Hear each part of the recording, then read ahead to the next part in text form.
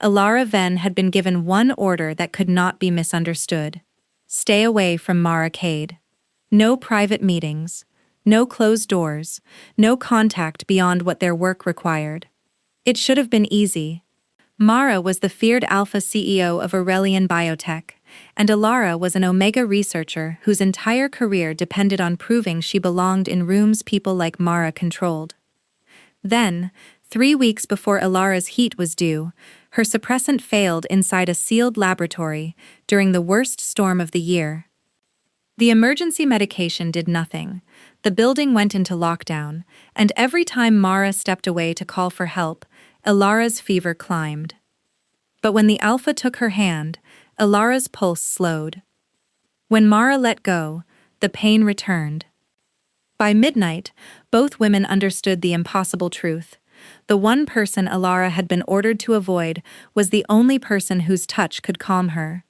And before sunrise, Mara would have to make a choice that could cost her the company, destroy Ilara's reputation, and expose a secret neither woman had ever dared to say aloud. 3 weeks earlier, Ilara stood before Aurelian's executive board with a cracked sample vial in one hand and 12 irritated directors staring at her from the other side of a glass table. At 30 years old, she was the youngest lead researcher in the company's endocrine division. She was also the only Omega in the room. No one mentioned that fact, which meant everyone was thinking about it. Batch C7 is unstable, Ilara said. The binding agent degrades under repeated temperature changes. If we move to human trials now, we could trigger the very hormonal episodes the suppressant is designed to prevent. The research director cleared his throat. Our simulations place that possibility below 1%. Your simulations assume perfect storage. Patients do not live inside simulations. A few directors looked away. The quarter's biggest launch depended on C7 being approved on schedule, and Ilara had just told them the schedule was dangerous. At the head of the table sat Mara Cade. She wore a black suit with no jewelry except a silver watch. She had the stillness of someone who never needed to compete for attention.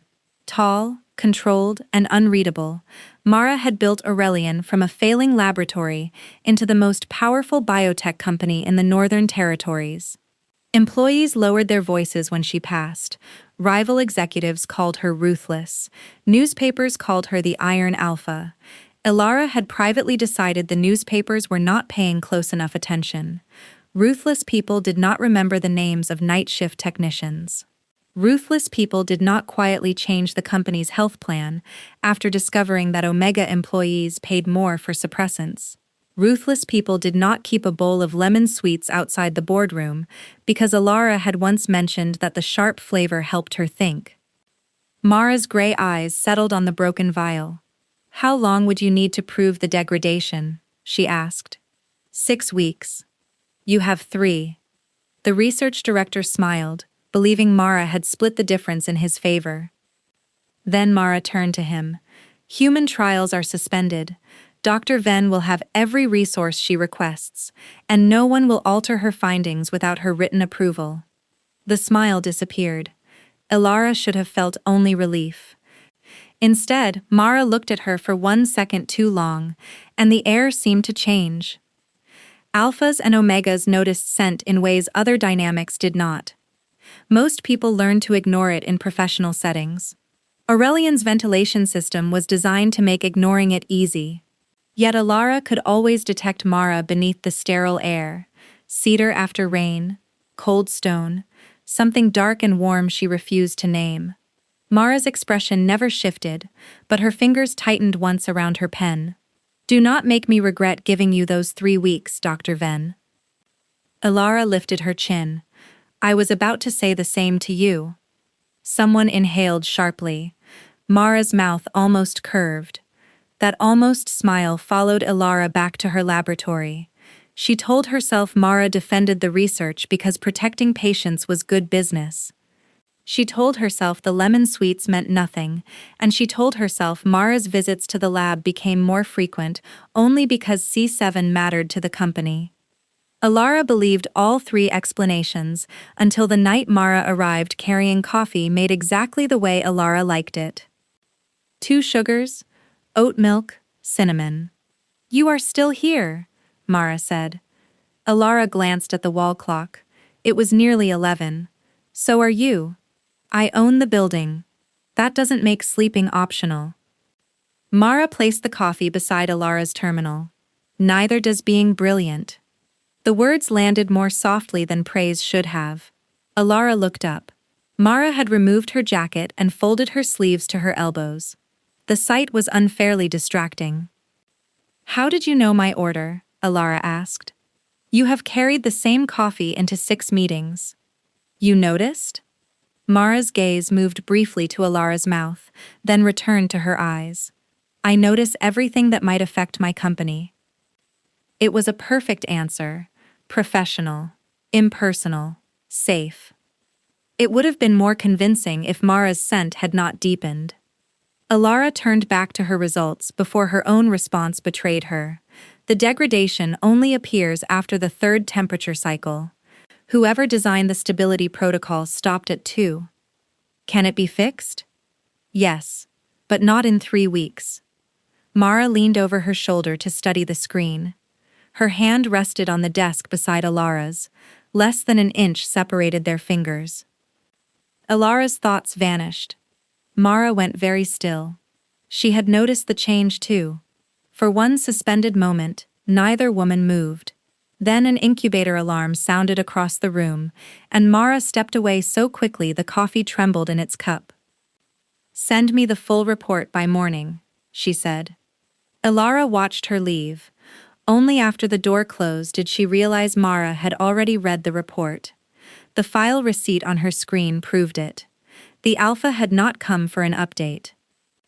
Much later, Alara would learn that Mara had rearranged 3 executive calls to bring her that coffee.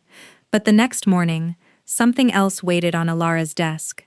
A copy of Aurelian's relationship policy, opened to Boundary 7. Senior alphas were forbidden from pursuing subordinate omegas. The policy existed for good reason. An alpha CEO could influence promotions, salaries, research credit, even access to medical care. Desire did not erase that power. Consent became complicated when one woman could change the course of another woman's life with a signature. Someone had underlined one sentence in red. Perceived favoritism may be as damaging as misconduct itself. There was no name and no note. Alara read the line twice, then folded the pages and locked them in her drawer. She did not tell Mara. Instead, she became painfully formal. She answered questions through email. She brought another researcher to every meeting. When Mara visited the lab, Alara found a reason to stand on the opposite side of the room. Mara noticed by the second day. Have I offended you? She asked after a project briefing. They were alone only because the others had left too quickly. Alara gathered her notes without looking up. No. You have called me Ms. Cade 11 times in 40 minutes. That is your name. Last week my name was Mara. Alara's fingers stopped. The softness in Mara's voice was more dangerous than command. Last week was careless. Mara absorbed that without visible reaction. And this week? This week I remember who signs my performance reviews. The silence that followed was cold enough to hurt. I have never used that authority against you. I know. Then what are you afraid I might do? Alara finally met her eyes. I'm afraid you might make me forget that you could. For the first time since Alara had known her, Mara looked wounded. She stepped back. Understood, Dr. Venn. Mara left, and Alara discovered that getting the distance she wanted felt exactly like losing something. For the next week, the alpha did not enter the laboratory. Coffee stopped appearing beside Alara's terminal. Questions came through the research director. In meetings, Mara treated Alara with impeccable courtesy and never looked at her longer than necessary. Alara should have been able to focus. Instead, she found herself listening for Mara's footsteps in the corridor. Her colleague Nessa noticed. Nessa was a beta analyst, with sharp eyes and no patience for lies. "You have checked the door 9 times," she said. "I'm waiting for a courier." "Does the courier wear expensive black suits and terrify board members?" Alara glared at her. Nessa lowered her voice. "Be careful, people are talking." Alara's stomach tightened. "About what?" "Mara froze a 1 billion credit trial on your recommendation. Half the board thinks you're the only person she listens to. The other half wants to know why." The anonymous policy copy suddenly felt heavier inside Alara's drawer. "There is no why." Nessa's expression softened. "Then make sure it stays that way." Alara promised she would. That promise lasted until the product launch gala. Aurelian held the event in a tower of mirrored glass overlooking the city. Alara hated corporate celebrations, but the board wanted the woman who had saved their flagship suppressant from a disastrous trial to be visible. She wore a dark green dress, pinned her hair up, and spent the first hour avoiding cameras and alphas with practiced smiles. Then Mara entered. Conversation shifted around her like water around stone. She wore midnight blue, severe and elegant, but when her gaze found Alara across the room, her composure broke for one heartbeat. The look was not professional admiration. It was hunger held on a very short leash. Alara's body answered before her judgment could intervene. Warmth moved under her skin. Her scent guards compensated, but not quickly enough. Mara turned away at once. The restraint should have reassured Alara. Instead, it made her want the alpha even more. A board member named Celine Rowe approached Alara soon afterward. Celine was an alpha too, silver-haired and polished, with the easy confidence of someone who had inherited every room she entered. "Dr. Venn," she said, offering champagne, "the famous whistleblower." "I prefer researcher." "So does Mara. She speaks very highly of you." Alara accepted the glass but did not drink. "Mara speaks highly of accurate data." "Of course." Celine's smile sharpened. "Though she has never canceled dinner with me for accurate data before." Across the room, Mara was watching them. Celine noticed. Her amusement deepened. "Interesting." "What is?" "Nothing you should have to learn the hard way."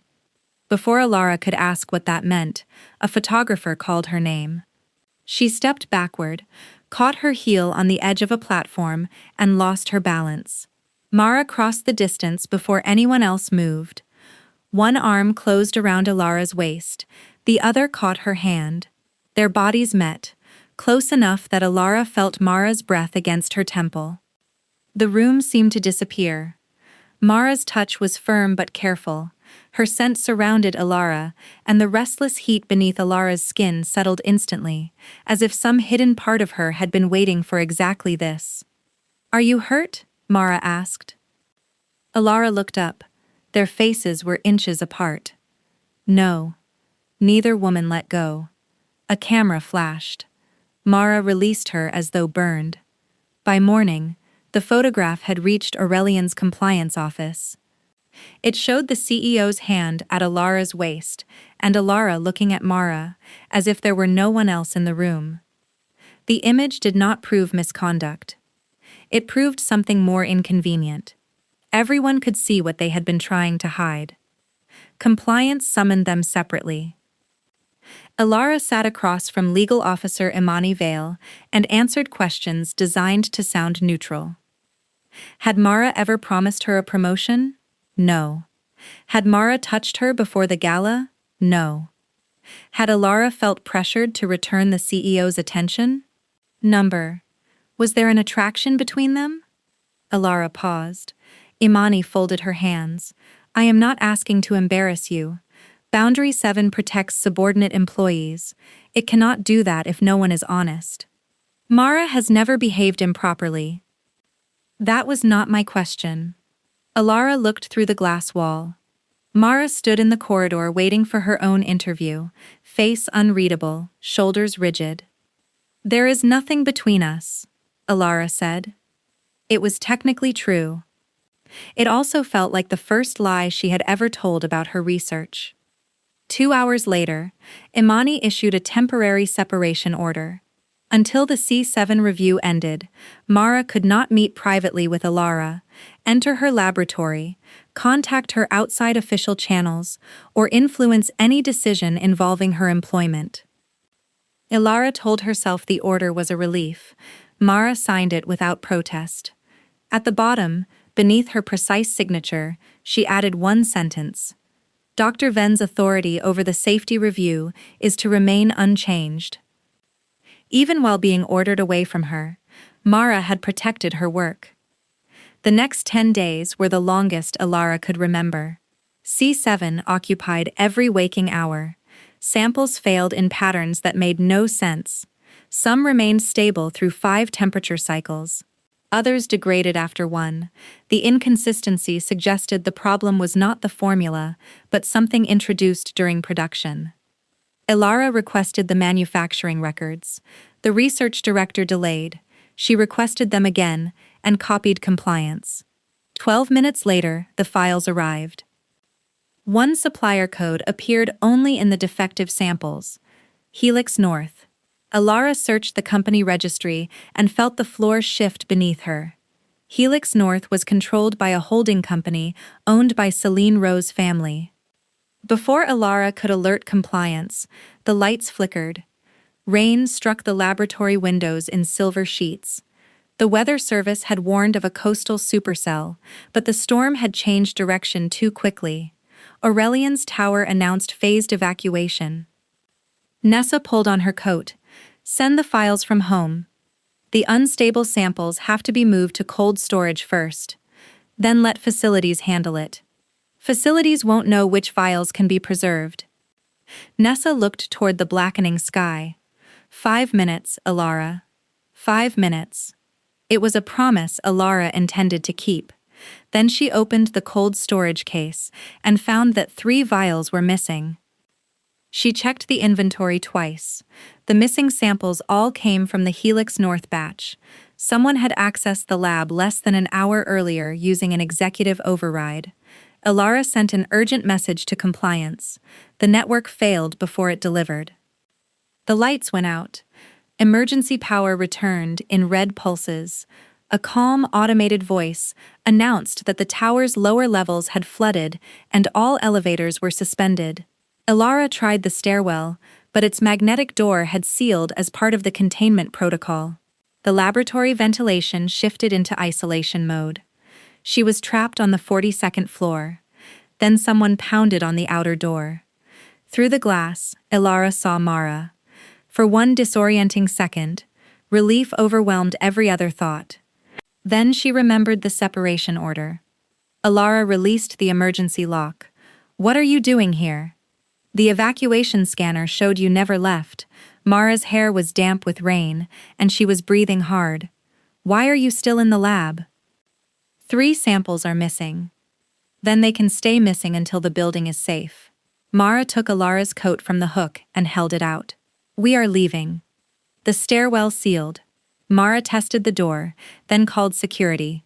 No signal. She crossed to the emergency terminal and entered a master code, but the screen flashed red. Full containment, remote release required. "How long?" Ilara asked. "Until facilities resets the system." Thunder shook the windows. Mara's jaw tightened. Possibly morning. They stared at each other across the red-lit laboratory. For 10 days they had obeyed an order never to be alone, never to be close, never to give suspicion another reason to grow. Now the building itself had locked them in together. Ilara almost laughed at the cruelty of it. Then a wave of heat moved through her so abruptly that she gripped the counter. Mara was beside her in an instant, but stopped before touching her. "What happened?" "Nothing. I stood too quickly." "You were already standing." Ilara tried to answer. Another pulse rolled through her. Deeper this time, followed by a cramp that stole her breath. Mara's face changed. "Ilara." Hearing her first name in that voice made everything worse. Ilara stepped back and nearly knocked over a tray. My heat isn't due for 3 weeks. Mara inhaled carefully. The ventilation could scrub ordinary scent, but it could not hide what Alara's body was becoming. Recognition darkened the alpha's eyes. She immediately retreated to the far side of the room. The distance was respectful. It also hurt. The cramp sharpened until Alara folded over the counter. "Where is your emergency suppressant?" Mara asked. "Second cabinet, blue case." Mara found it without coming closer than necessary and slid it across the floor. Alara caught the case, tore open the seal, and pressed the injector to her thigh. They waited. 30 seconds passed. Then 60. Her pulse continued to climb. The drug was not working. Mara used the emergency terminal to reach Aurelian's medical service through a low-bandwidth line. The image failed, but a physician's broken voice came through. "Possible premature cycle. Monitor temperature. No additional dose. Risk of cardiac stress." "We need an extraction," Mara said. "Storm grounding aircraft. Emergency crews delayed. Maintain distance unless patient requests support." The connection died. Alara sank to the floor with her back against the cabinet. Her skin felt too tight. Every sound struck too loudly. Every breath carried traces of Mara from across the room, and her body reached toward that scent with a need that frightened her. "Go into the office," Alara said. Mara did not move. "The office door does not lock from your side." "Then go as far away as you can. I will not leave you without medical supervision." "You heard the doctor. Distance is safer." Mara's control showed only in the rigid line of her shoulders. Being near an omega in heat affected an alpha too, and Alara knew exactly how much she was asking, yet Mara's voice remained steady. "Safer for whom?" "Both of us." Mara crossed into the adjoining office and sat where Alara could see her through the glass. She kept her hands flat on the desk. She did not pace. She did not stare. She simply stayed. For several minutes, Alara thought the worst had passed. Then Mara's scent faded from the room.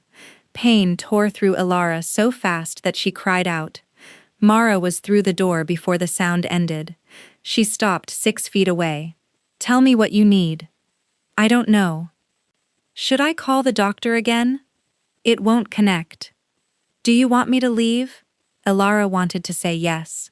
Instead, the word caught behind clenched teeth. Mara took one cautious step closer. The pressure inside Alara eased. Both women noticed. Mara stopped. "Did that help?" Alara could not trust her voice, so she nodded. Mara moved one step nearer. Alara's breathing slowed. The distance between them was still too great to touch, but the change was undeniable. Mara's presence was doing what the suppressant could not. Alara understood the science before she was ready to understand the meaning. Omegas sometimes formed specific calming responses to trusted partners. The response usually emerged after months or years of intimacy. It was not supposed to happen between two women who had never kissed, never shared a bed, and spent the past 10 days pretending they felt nothing. "This isn't possible," Alara whispered. "I know." "Come closer." Mara's eyes closed briefly. "You are asking during a heat. I'm asking for pain relief. Those may not feel different to you right now." The refusal stung, even though Alara knew it came from care. "Then stand there and watch me suffer if that makes you feel honorable." Mara flinched. Another wave hit.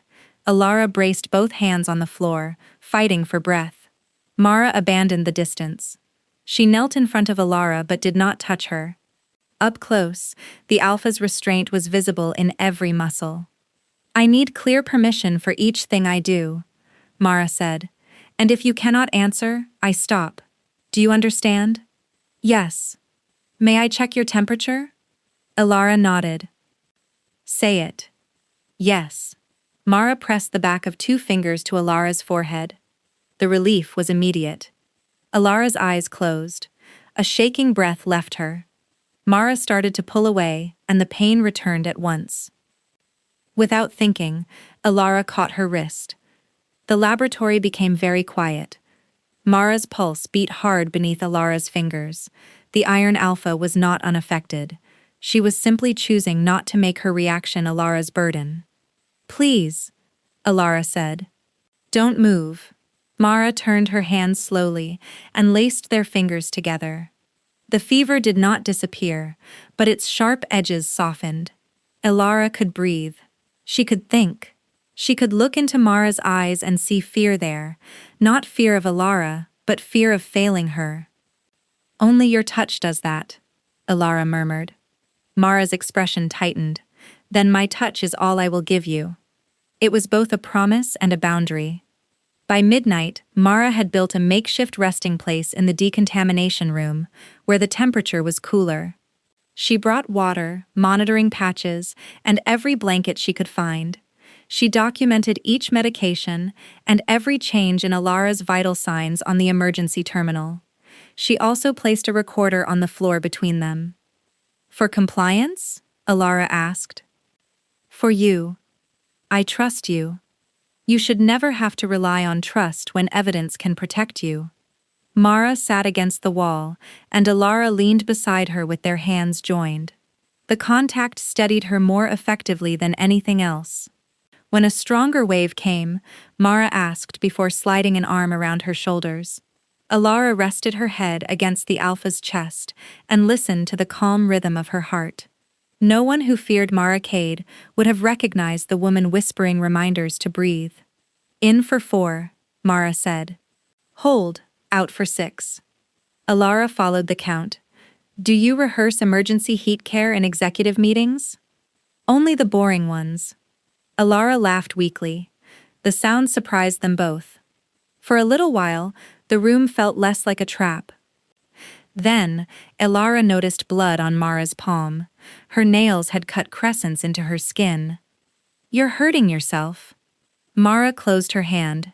"It is manageable." "Because of me?" "Because I am an alpha with instincts I do not intend to obey." Alara shifted back enough to see her face. "Do you want me only because I'm in heat?" Mara went utterly still. The question had escaped before Alara could protect herself from the answer. Mara looked toward the recorder, then back at her. "No." One word, stripped of every defense. Alara's heart beat faster for a reason that had nothing to do with fever.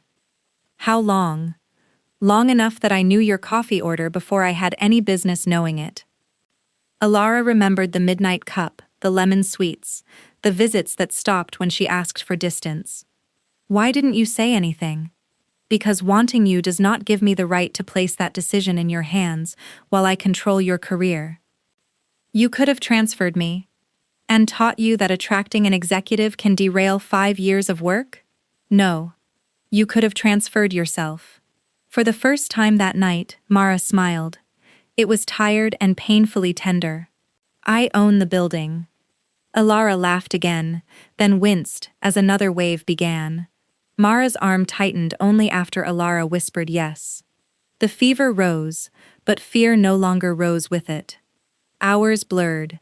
They spoke in the quiet spaces between symptoms. Alara told Mara how many advisors had warned her not to specialize in Omega medicine because people would assume she was studying her own weakness. Mara admitted that she had founded Aurelian after her younger sister nearly died from an improperly dosed suppressant. "I thought if I controlled the company, I could control the harm," Mara said. "You can't control everything." "I am beginning to notice." Alara lifted her head. Their faces were close again, closer than they had been at the gala. Mara's eyes dropped to her mouth. The wanting between them was no longer hidden. Alara leaned forward. Mara turned her face away. The rejection cut through the haze. "You said you wanted me." "I do." Mara's voice was rough. "That is why I will not let our first kiss happen when you are sick, trapped, and dependent on me for relief." "What if I still want it tomorrow?" Mara looked at her then. "Ask me when tomorrow belongs to you." Before Alara could answer, the emergency terminal chimed. The network had returned just long enough to deliver her unsent message to compliance, and with it came a security alert. The missing C7 vials had been found in Mara Cade's private office. At sunrise, emergency crews opened the containment doors. Imani entered with 2 medics and 3 security officers. She found Ilara asleep against Mara's shoulder, Mara's hand still wrapped around hers, and the recorder blinking on the floor. The photograph from the gala had created suspicion. This scene looked like proof. Mara released Ilara only when the medic took her place. Dr. Venn experienced an unexpected heat after exposure to a compromised suppressant, Mara said. I remained because contact stabilized her symptoms. Every action is recorded. Imani's gaze moved between them. And the stolen samples in your office? I did not put them there. Until we establish who did, you are suspended from executive authority. Mara removed her access badge and handed it over without argument. Ilara tried to stand. She saved my life. Then the evidence will show that, Imani said. But evidence must also show why your suppressant failed and why restricted material was found in the CEO's possession. Mara looked at Ilara. Everything she could not say stood between them. Ask me when tomorrow belongs to you. But tomorrow did not belong to either of them yet. Ilara spent 2 days under observation. Toxicology confirmed that her emergency injector contained the same unstable binding agent used in the Helix North batches. The failure had not been random. Thousands of injectors might be compromised. Aurelian issued a recall. News channels turned the story into scandal. Reporters waited outside Ilara's apartment. Anonymous sources claimed she had invented the crisis to protect Mara. Others claimed Mara had triggered Ilara's heat deliberately. The recorder should have ended those lies, but releasing it would expose the most vulnerable night of Ilara's life. Mara refused to authorize its use. She does not become public evidence simply because I need defending, she told the board. Ilara heard the statement through Nessa and became furious. Mara was still trying to protect her by deciding alone. So Ilara returned to Aurelian before medical leave ended, walked into the emergency board hearing, and placed her research files on the table. Mara sat at the far end under suspension. She looked exhausted, but when Ilara entered, something alive returned to her face. Celine Rowe looked far less pleased. Dr. Venn, Imani said, you are not required to testify. I know. I choose to. Ilara explained the temperature cycles, the supplier codes, and the contaminated injector. Then she displayed the access log from the night of the storm. The samples were removed with an executive override, Celine said. Mara has one. So do all board directors responsible for clinical safety. Ilara changed the display. But an override identifies more than a badge. It records the owner's biometric signature. The number beside the laboratory entry matched Celine Rowe. Silence swept the room.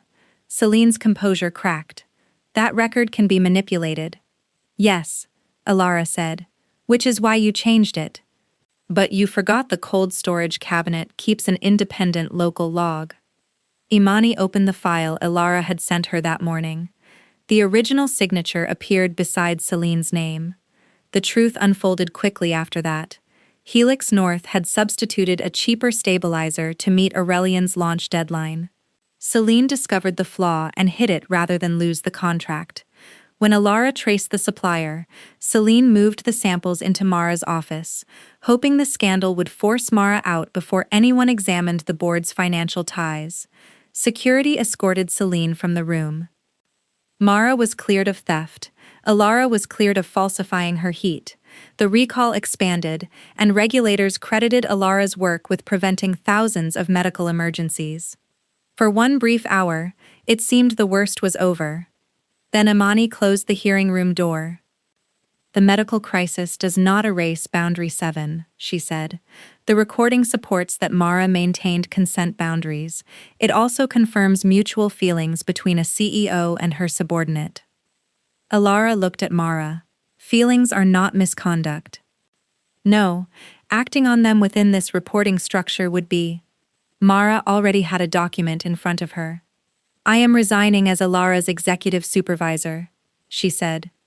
Alara's chest tightened. You can't resign from owning the company. No, but I can surrender direct authority over the research division and place it under an independent ethics board. You would give up half your control. Control is what created the problem. Mara's gaze held hers. You once told me I could not control everything. I am trying to learn. The restructuring would take 90 days. During that time, the separation order remained in force. No private contact, no romantic relationship, no exceptions. This time, Alara signed willingly. Waiting was harder than surviving the storm. She saw Mara in public hearings and crowded laboratories, always at a distance. They spoke about research with witnesses present. Mara never brought coffee. Alara never asked if she still meant what she had said in the decontamination room. But small truths survived the silence. Mara approved a patient compensation fund before the board could demand it. Alara published the corrected formula under her own name. The independent division became a public benefit institute, and Alara accepted its directorship only after an outside panel selected her from 14 candidates. On the 90th day, Imani sent a message at 5 in the afternoon. The reporting conflict is formally resolved. Alara read it 3 times. Then she went to the 42nd floor. The laboratory had been repaired. Rain touched the windows, gentle now, and the city shone beneath a blue evening sky.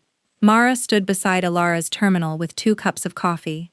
You remembered, Alara said. I tried very hard to forget. Alara took the cup. 2 sugars, oat milk, cinnamon. You told me to ask when tomorrow belonged to me. Mara set her own coffee down. For once, the feared Alpha CEO looked uncertain. And does it? My research answers to an independent board. My position was awarded without your vote. I can leave this room, reject you, or change my mind, and you cannot take any of it from me. Yes. Then tomorrow belongs to me. Alara stepped closer. Mara did not move to meet her. I wanted you before the heat, Alara said. I wanted you when I was angry with you. I wanted you every day we were apart. None of that was instinct deciding for me. Mara's eyes shone. What are you deciding now? This. Alara touched her face and kissed her. There was no fever, no locked door, no emergency forcing them together. Mara's hands settled at Alara's waist only after Alara drew her closer. The kiss was slow, careful, and worth every day they had waited. When they parted, Mara rested her forehead against Alara's. For the record, Mara whispered, I have been in love with you since you told 12 directors their billion-credit trial was dangerous. Alara smiled. For the record, I knew you brought that coffee because you wanted to see me. You did not. I strongly suspected. You spent 2 weeks avoiding me. I can be correct and terrified at the same time. Mara laughed, a sound almost no one at Aurelian had heard. Alara decided she wanted a lifetime of causing it. 1 year later, the corrected suppressant became the safest in its class. Aurelian's new ethics policy did not forbid love, but it required real independence, disclosed conflicts, and protection for the person with less power. Alara kept her institute. Mara kept her distance from its decisions. At home, neither of them pretended distance was what they wanted. Alara had once feared that loving Mara would erase everything she had built. Mara had once believed protecting Alara meant making every difficult choice for her. They had both been wrong. Real love was not instinct, ownership, or rescue. It was having the freedom to leave and being safe enough to stay. The first rule had ordered Alara to stay away from her alpha boss. In the end, obeying that rule was what gave them the chance to meet again as equals. But what do you think proved Mara's love more? That she stayed and held Alara through the heat, or that she refused to kiss her until Alara was free to choose? Tell me in the comments.